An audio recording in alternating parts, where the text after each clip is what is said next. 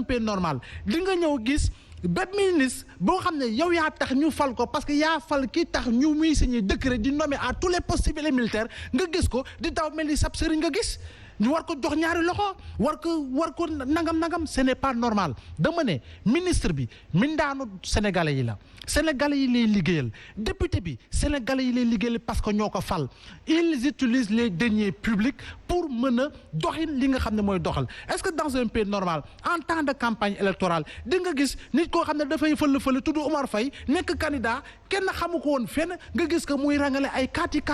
et les gens ne se posent pas des questions au contraire ceeb gu muy joxe au contraire boisson gi muy joxe au contraire tissu yi muy joxe au contraire enveloppe yi muy joxe moo tax mumbaay bi di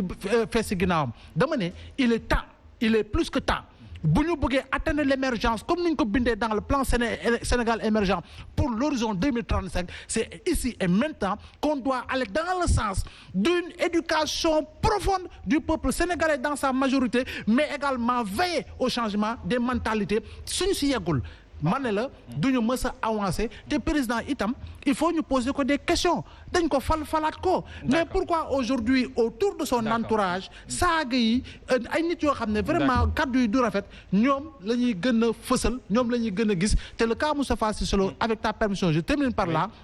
rafetlu wuñu saaga yi waaye musul déranger te yàgg na saaga donc lu tax tey la question est pertinente pourquoi dérange-t-il maintenant d'accord parfait alors Ndeye Dime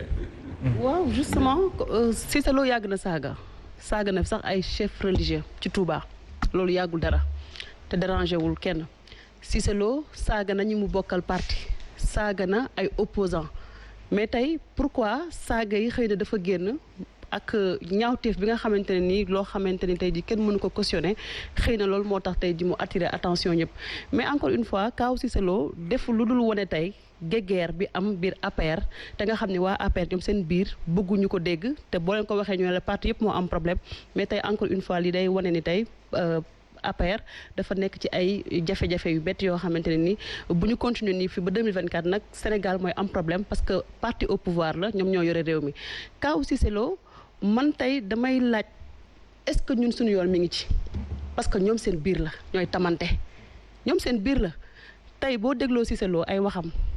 danaan man parti bi dama ci sonn parti bi dama ci liggéey campagne bi def naa 600 millions léegi def naa ci 700 millions kon donc tey day mel ni moom fi mu toog war na fi nekk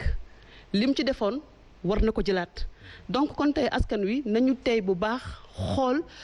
situation bi nga xam ne ni moo am APR ñu def ci recul nag def ci ab taxaw seetlu ngir ëllëg ñu xool ñan la ñuy dénk aussi seen baat parce que su fekkente ni tey jii Moustapha Cissé Lo moo génn waxee ni nga xamante ne ni noonu la waxee tey Sénégal ñëpp di ko déglu mu taxaw clairement dama yëkkati ay samay millions def ko ci parti bi te yéen tekkiwu leen dara kon loolu mooy lam daan joxe war na ko tey mën a jëlaat tey lam daan def tey war nañ ko mën a fay mais su fekkente ne nag parti politique yi noonu la ñuy dundee kon askan wi fan lañ jëm parce que tamit mënoo nga am sa candidat boo xamante ni dafay waaj a ut nguur nga ni kii naa ko jàppale su ma amee 500 000 francs naa ko ci def su toogee ma fayeeku kon tey fan la askan wi jëm saaga yi parti au pouvoir la mais gis nañ tey ci réseaux sociaux yi tey ay nit ñoo xamante ne nii dañu am seen nit aussi ci réseaux sociaux yi di saaga nit ñi guddeeg bëccëg parce que su fekkente ne ni da nga wax jëmale si ñoom loo xamante ne ni neexu leen dañuy saaga nit ñi te pourtant ñi ngi koy xool ñi ngi koy cautionner ñi ngi koy accepter kon tey man dama jàpp ni lii encore une fois il faut que tey autorités yi ñoom ci seen bopp jël ci ay responsabilités yu mat sëkk buñ ci génnee mais assemblée nationale tamit war na xoolaat toogaayam parce que gis nga image yi ay xeex ay xuloo ay waxante lu ñaaw assemblée nationale miin na loolu Cissé Lo fa la bokk parce que jour bu mu yëkkati kàddu googu noonu ci gerte gi ñun fa la ñu fekkoon mais avant loolu aussi fekkee nañu fa histoire bu métti boo xamante ne ni doxoon na ci diggante Aïssatou Diouf député bu Fatick ak ki nga xamante ne nii mooy Maître El Hadji Diouf ñu wax fa kàddu yoo xamante ne nii man rus naa ko génnewaat fii ci plateau bi kon tey day mel ni rek ñun ñu jiite vraiment mérité wuñu suñu dirigeant. D'accord jërëjëf Ndeye Dime alors professeur l'histoire du ministre de l'environnement ak 6 gazelles yu ñu faat muy juróom-benn kéwél yu ñuy faat ay kéwél yu ñu faat alors moom mi nekk ministre de l'environnement war a aar alam gi bu ñu koy tudd ci wàllu woowee ban xalaat nga ci am. waaw xam nga dama ci nettali benn anecdote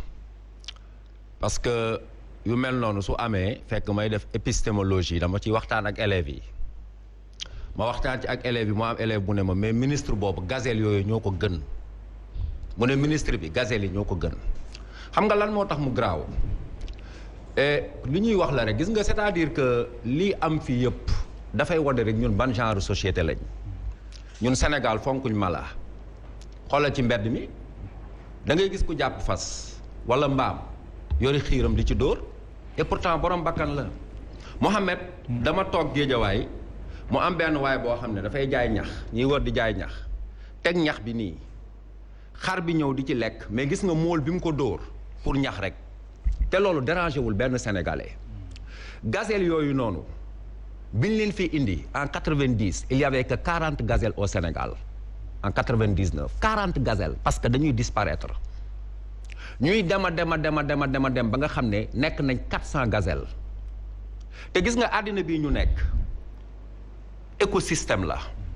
Albert Einstein dafa wone mu ne abeille yamb yëpp suñu delee rayoon yamb yëpp nit ñi dootuñ dundaan ñaar téeméeri at ci kaw suuf mu jaaxal ñu bëri parce que am na ñoo xam ne dañoo jàpp ne gazelle bi nekk foofu benn gazelle la rek mais dafa am benn rôle boo xam ne nii daf koy jouer moi je crois que le ministre et puis enfin ñu wax ne daf ko def Mbambilor parce que moom dafa waroon a aménager plage am nga jël ay bakkan parce que yow da nga aménager plage bu fekkoon li Mbaw wax on est dans ci fermam la ko waroon yóbbu ci fermam waaw dañu nekk dans un pays normal kooku dafay démissionner mais attends ça devient un épiphénomène parce que bu fekkee ay doom aadama la ñuy jàpp di leen toroxal bu fekkee ay doom aadama la ñuy jàpp di leen tëj bu fekkee ay doom aadama la ñuy jàpp di nangu seen droits les plus élémentaires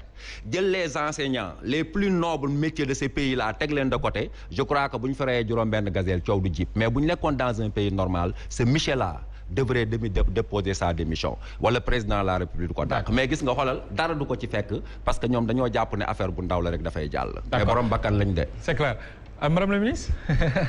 waaw man li ma jàpp mooy dañ ko war a dàq mbaa mu démissionné fi may njëkkee mooy moom est-ce que chef d'agence la woon 2012 ci benn agence daal la doon liggéey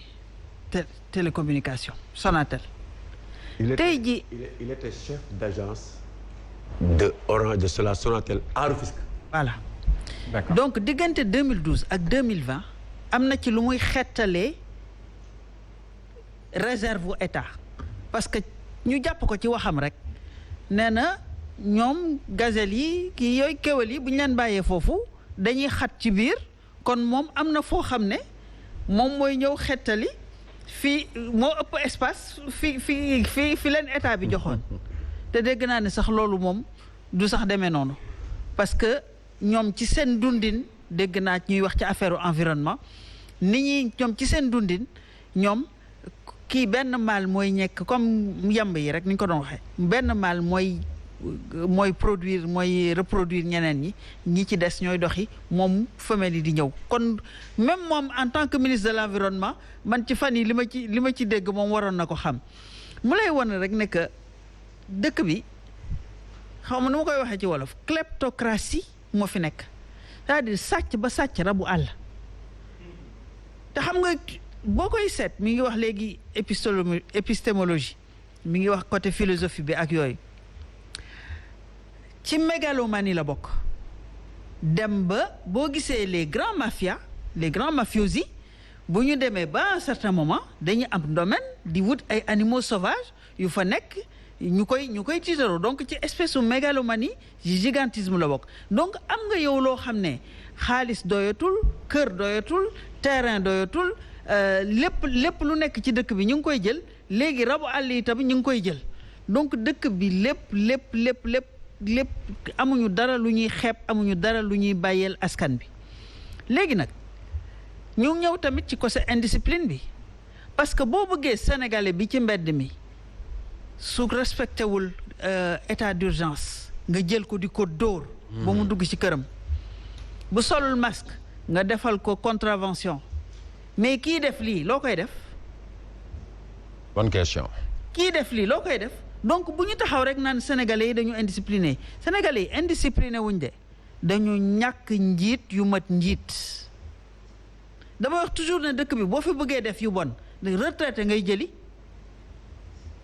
dem rek la am benn réunion ay xale ñoo doon recadrer ay mag naan leen lii bëgguñu ko lii muñu lii duñ ko def soo fi bëggee def ay jéeya ay retraité ngay jëli ñëw ñu defal la ko donc côté boobu manque de valeur yi ñuy promouvoir ñi maanaam ñi bàyyi di leen yokkal ci am ci ay poste ñoo xam ne li ñuy def mooy lu bon li ñuy wone nit ñi di ko topp loolu moo fi am boole ci càcc gu rëy goo xam ne parce que man loolu laa ci njëkk a retenir dama ne mais kii entre chef d'agence ak tey jii ñaata la fi am ensuite kii naka la ñuy mën a dem bàyyi espèce beneen bi nag mooy question environnement parce que loolu tam ci la parce que bu ñu nee environnement du rek suuf si ak géej gi comme ni mu ko waxee sànq mala yi ci nañ bokk donc ci mbirum xeex bi war nañ ci gën a feeñal Sénégal naka la ñuy fexe daal ba aar ak ñooñu nga xam ne surtout espèces protégées yooyu nga xam ne bareetuñ ci suuf si fu bari dañ leen di rey ba nga xam ne kenn dootu leen laal kenn dootu leen rey kenn du leen lu ñuy waxee chasser sax kenn dootu leen rëbb voilà loolu yëpp ci la yow nga nekk ministre de l'environnement yow nga waroon jiite loolu yëpp ñu fekk la moom kay yàllaa ko weer kañ. D'accord alors Omar Faye mbirum ministre de l'environnement ak kéwél yi. C'est-à-dire